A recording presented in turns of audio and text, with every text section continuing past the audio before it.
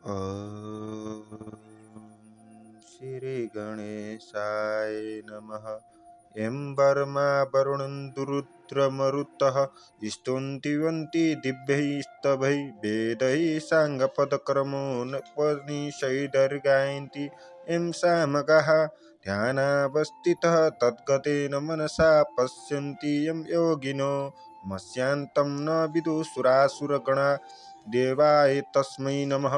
श्रीमच्चन्दन चर्चितो ज्वललोपुः शुक्लाम्बरा मल्लिका मालालं कृतकुण्डला परवीलसन्मुक्ता ओलिशोभिता सर्वज्ञाननिदानपुस्तकधरा रुद्राक्षे मालाकरा वाग्देवी वदनाम्बुजे वसतु मे त्रैलोके माता चिरं मूकं करोति वाचालं पङ्गुं लङ्घयते गिरिमः यत्कृपातमहं वन्दे परमानन्दमाधवम्। नमो भगवते तस्मै व्यासाय मिततेजसे यस्य प्रसादत वक्ष्यामि नारायणकथामिमां। नारायणं नमस्कृत्य नरं चैव नरोत्तमं देवीं सरस्वतीं व्यासं ततो जयमुदीरयेत्। श्री स्वस्थानी महातालाई कोटि कोटि नमस्कार छ। अथ द्वादशो अध्याय स्वस्थानी व्रत उपाख्यान। कुमारजी आज्ञा गर्नुहुन्छ हे अगस्त्य मुनि।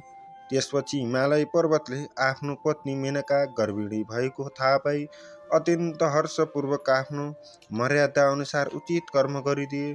10 महिना पुरा भएपछि मेनकाको गर्भबाट हिमालयकी कन्या जन्मिन्। ती कस्ती कन्या थिइन् भने 1000 सूर्यको तेज जस्तै तेज भएकी, रक्तवर्ण र कोमल अङ्ग एवं परम सुन्दरी, पद्मपत्र जस्ता नेत्र भएकी 32 लक्षणले युक्त कन्या जन्मेकी देखेर हिमालयले वशिष्ठ प्रवृत्ति ऋषि र गर्ग आदि ज्योतिषीहरूलाई डाक्न पठाएर विधिपूर्वक मारण गराए। अनि वशिष्ठ प्रवृत्ति ऋषि ज्योतिषीहरूले विदा हुने बखतमा भने, हे हिमालय, यस बालिकाको नाम पार्वती राख्यौ। हे गिरिराज, तिमी धन्य रहेछौ। यी बालिकाले श्री महादेव स्वामी पाएर 14 भुवनकी स्वामिनी हुनेछन्। समस्त पापी र दुष्टहरूको संहार गर्नेछन्। तिम्रो श्रद्धा भक्तिले हामी सन्तुष्ट भयौँ। अब आज्ञा पाए आफ्ना आश्रममा जाने थियौँ। यति वशिष्ठ आदि ऋषि ज्योतिषीहरूले त्यस्तो भनेको सुनि हिमालय पर्वतले प्रसन्न भई नाना माडी मणिक्य सुवर्ण द्रव्यादि दक्षिणादि प्रणाम गरेर विदा भए। अनि समस्त आगन्तुक र वशिष्ठ प्रवृत्ति ऋषि ज्योतिषी आफ्ना आश्रममा गए। त्यसपछि पार्वती शुक्ल पक्षका चन्द्रमा झैँ दिनदिनै बढेर ठुली भइन्। तिनी खेल्दा पनि शिव पूजा गरेर खेल्दथिन्। यस्ता प्रकारले बाल अवस्थादेखि शिवको भक्तिमा चित्त लगाइरहेकी थिइन्। एक दिन नारद मुनिले विष्णु भगवान कहाँ गएर भने, हे वैकुण्ठनाथ, हिमालयकी कन्या पार्वती सबै तरले तिम्रो योग्य छिन्।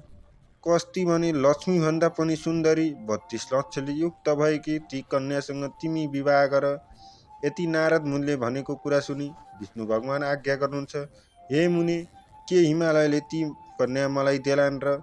नारद मुनिले उत्तर दिए, त्यसको चिन्ता तिमीले लिनु पर्दैन। म अहिले गएर पक्का निधो लिएर आउँछु। यति भनी नारद तुरुन्तै हिमालय कहाँ पुगे।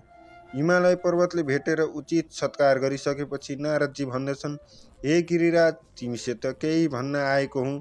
तिम्री कन्या पार्वती वैकुण्ठनाथ विष्णुलाई देऊ। यति नारद मुनिको कुरा सुनि प्रसन्न भएका हिमालय पर्वत भन्दछन्, हे मुने, यो अत्यन्त उत्तम कुरा भन्यौ।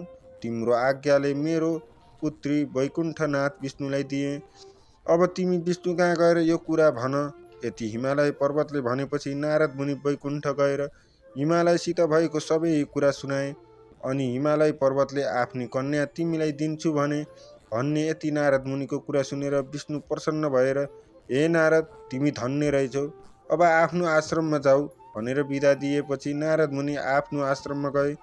त्यसपछि हिमालय पर्वतले पार्वती कन्यादान दिन भनी सामग्री तयार पारी नारद मुनिलाई डाकेर विष्णु कहाँ पठाई राम्रो लग्न ठहराई आफ्ना गुरु बृहस्पति आदि सम्पूर्ण देवता, यक्ष, गन्धर्व, किन्नर, दैत्य र नाग सबैलाई निमन्त्रणा पठाए। अनि विष्णु भगवान पार्वती कन्यादान लिन हिमालय कहाँ पुगे। उता मेनकाले हिरा मोती मणिमाणिक्य नाना रत्नहरूले झकाउ पारेर वस्त्रालङ्कार पहिराई पार्वतीलाई सिँगारिराखेको थिइन्। त्यो देखेर जया विजया अजिता अपराजिता आदि सखीहरूले पार्वतीलाई भने, हे सखी, आज तिम्रो विवाह हुन्छ। विष्णुलाई कन्यादान दिन्छन्। यति सखीहरूले भनेको सुनि पार्वतीको मनमा शङ्का उत्पन्न भयो। मैले बाल अवस्थादेखि नै श्री महादेव स्वामी पाऊँ भनेर धाइरहेकी छु। अझ पनि महादेवलाई नदिएर अरू कसैलाई दिए भने म आत्महत्या गरेर मर्नेछु।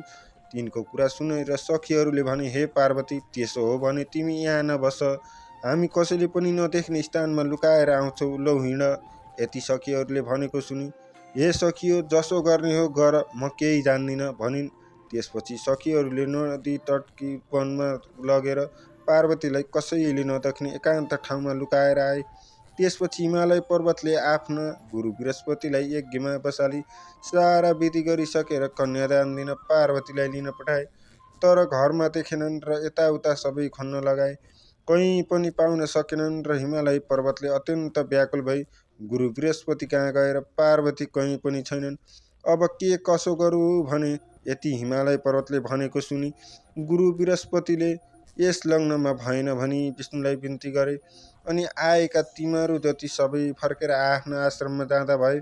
उता सखीहरूले पार्वतीलाई वनमा लुकाएर आएपछि पार्वतीले नदी तटमा गएर बालुवा ल्याई त्यसको पार्थिव शिवलिङ्ग बनाई श्री महादेवको आराधना गर्न लागिन्। उसै बेला दुई दैत्य परघोष र दमघोष आएर पार्वतीको सौन्दर्यमा लोभिएर अनेक प्रकारका नराम्रा चेष्टा देखाउन लागे। तिनको चेष्टा देखेर पार्वतीलाई रिस उठ्यो र उनले हेर्नसाथ दुवै भस्म भए। अनि पार्वतीले बनाएको शिवलिङ्गबाट स्वयं महादेव प्रकट भई आफ्नो ज्योति स्वरूपको दर्शन दिनुभयो र हे पार्वती, तिमीले मेरो किन आराधना गरेकी भन्नुभयो। पार्वतीले बिन्ती गरिन्, हे जगदीश्वर, मैले बालक कालदेखि नै श्री महादेव स्वामी पाऊँ भनेर हजुरलाई धाइरहेकी छु। मेरा पिता हिमालय पर्वतले विष्णुलाई कन्या दिन लाग्दा म भागेर यहाँ लुक्न आएकी हुँ। मदेखि प्रसन्न भई रक्षा गर हे प्रभु, मेरो इच्छा पूर्ण गराऊ। पार्वतीको यस्तो प्रार्थना सुनेर महादेव आज्ञा गर्नुहुन्छ, हे पार्वती, तिम्रा माता पिताले कन्यादान नदी मैले तिमीलाई मेरी भन्न मिलेन। अब विष्णु आएर तिमीलाई जस्तो उपदेश दिनन् उसै माफिक गरे इच्छा पूर्ण हुनेछ। महादेवको यस्तो शिक्षा सुनेर पार्वतीले जो आज्ञा भनी साष्टाङ्ग प्रणाम गरिन् र अनि महादेव अन्तर्ध्यान हुनुभयो। त्यसपछि सखीहरू आएर पार्वती घर गइन् र छोरी आएकी देखेर रिसाएका हिमालयले भने, हे पुत्री, तिमी कहाँ गएकी थियौ। पार्वतीले बिन्ती गरिन्, हे पिता, म बालक कालदेखि नै श्री महादेव स्वामी पाऊँ भनी उनीलाई धाइरहेकी छु र उनीका ध्यान भक्ति पनि मेरो हृदयले सदैव गरिरहेछ। हजुरले श्री विष्णुलाई दिन लाग्दा लुक्न गएकी थिएँ। आफ्नो पुत्री पार्वतीले यति भनेको सुनि उनको नुहारका दिन वशिष्ठ प्रवृत्ति ऋषि र ज्योतिषीहरूले पार्वतीको विषयमा भविष्यवाणी गरेको सम्झी चुप लागे। त्यसपछि पार्वतीले विष्णु कहिले आउलान् र श्री महादेव स्वामी पाउली भनी अनेक तीर्थ व्रत दान धर्म जप तप नियम पालना गर्न लागिन्। फेरि निकै दिन बालुवाको शिवलिङ्ग बनाई पार्थिव पूजा पनि गरिन्। तिनको अडिग श्रद्धा एवं भक्तिभाव देखेर विष्णु भगवान गरुडमा चढी शङ्ख चक्र गदा पद्म धारण गरी पार्वतीको सामुन्ने आएर आज्ञा गर्नुभयो, हे पार्वती, तिमीले अनेक तीर्थ व्रत दान धर्म पूजापाठ यज्ञ आदि गरेको देख्दा म अत्यन्त प्रसन्न भएँ। तिम्रो मनमा जे इच्छा छ सो वरदान माग, म दिन तयार छु। विष्णु भगवानले त्यस्तो आज्ञा भएको सुनि पार्वती बिन्ती गर्दछिन्, हे ईश्वर, हे परमात्मा, मलाई केही वरदान पाउनको इच्छा छैन, केवल महादेव स्वामी प्राप्त हुने वरदान बक्सियोस्। पार्वतीको यस्तो प्रार्थना सुनि विष्णु भगवान आज्ञा गर्नुहुन्छ, हे पार्वती, तिमीले परिश्रम साथ गरेका यी तीर्थ व्रत दान धर्म व्रत उपवास भन्दा पनि एउटा अति उत्तम र गोप्य कुरा भन्नेछु। तिमी एकचित्त भएर ध्यानपूर्वक सुन। श्री स्वस्थानी परमेश्वरीको व्रत गर। त्यस व्रतको प्रभावले जगदीश्वर श्री महादेव स्वामी पाउनेछौ, यसमा शङ्का छैन। श्री विष्णुले यति आज्ञा भएको सुनि पार्वतीले फेरि बिन्ती गरिन्, हे ईश्वर, त्यस व्रतको विधान के हो र त्यसमा के गर्नुपर्छ, यो सबै विस्तारपूर्वक आज्ञा गर्नुहोस्।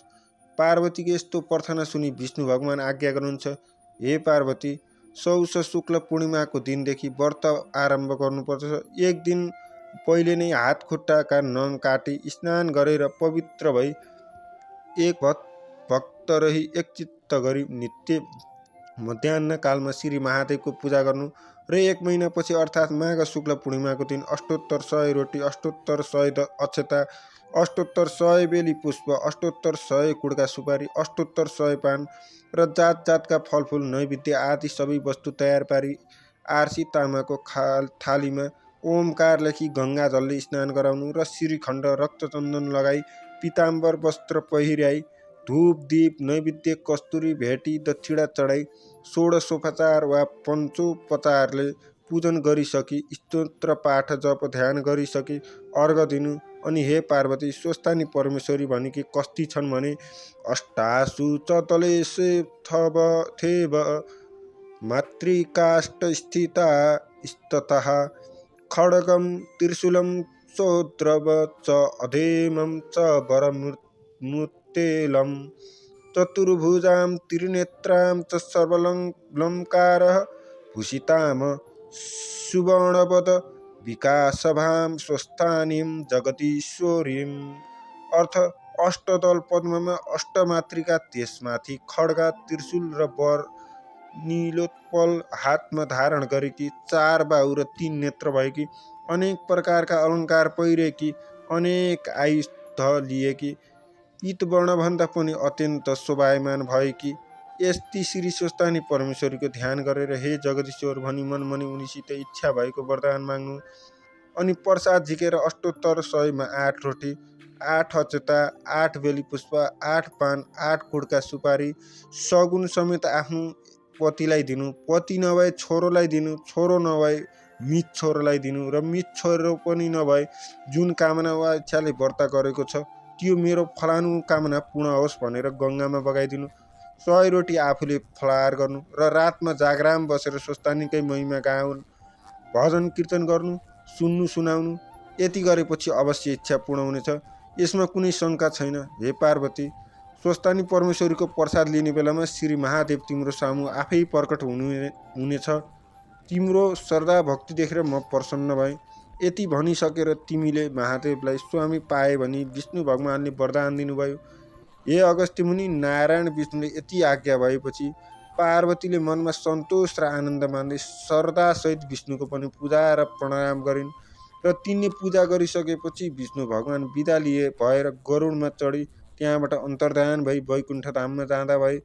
इति श्री स्कन्द पुराणे केदारखण्डे माघमाहात्म्ये कुमार अगस्त्य संवादे श्री स्वस्थानी परमेश्वर्यां व्रतकथायां श्री विष्णु स्वस्थानी व्रतोपदेशन वर्णनं नाम 12 अध्याय।